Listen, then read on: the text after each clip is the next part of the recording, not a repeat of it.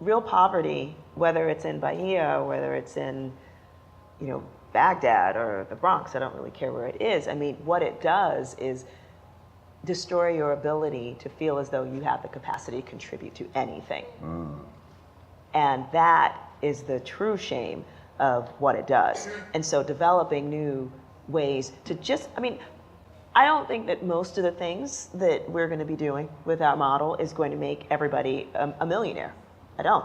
But I do think that it's going to give them opportunities to be paid a living wage and be able to pay their own way. And that, I think, is something that is not afforded to a lot of folks out there. And it has an impact on them, on the communities they live in, on their kids, on the people that are around them. And when you don't feel as though you can afford to be generous, you become really tight. And there's just no giving that's allowed that you feel as though you can afford to do. And although in terms of who actually gives what, poor people give more than rich people. Yeah.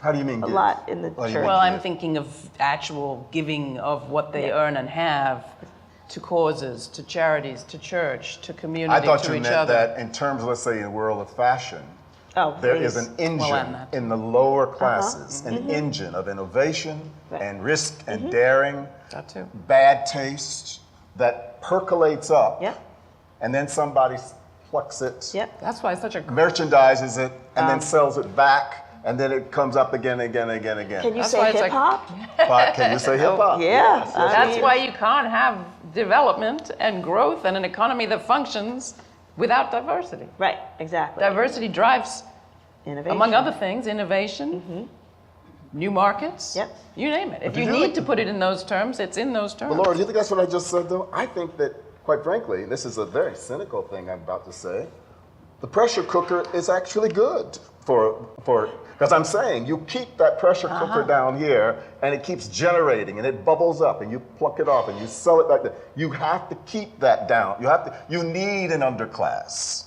Do you really think you need an underclass? I'm being somewhat cynical, but that's the way the model has worked in the West. As it works right now, not the way that it always has to work. Okay, because you're the visionary that has an idea of what it can be different, how it can be different. Exactly, because you're absolutely right. Like we're, the whole extractive nature of everything that's good in our community is taken out and someone else benefits from it, as opposed to the folks who are there. And again, that's across color lines. I mean, if you think about coal country, very white people. Most of the ones who live there do not benefit from that at all. They're like huge companies that do so, and it doesn't go back. No. I'm talking about the companies that own the coal, as opposed to the people that are either at one point worked the mines and now just unfortunately live in a toxic brew. But the real core of it is how do we trust those communities enough to believe that they have the capacity to be the keys to their own recovery? Poor folks, and in particular, like in poor urban communities, less than a third of the people under 50 have bank accounts. 2/3 of the people under 50 have smartphones. So we're huge consumers of technology, not big producers of it. How do we flip that dynamic so that the folks in communities like ours are actually starting to create the next big thing that is going to not just create an app, because most apps right now are made for people whose lives are already pretty cool. But imagine if there was a whole slew of people around the world that were trying their hardest to create and had the skills to use technology to figure out how do we use technology to actually make life better for the rest of us.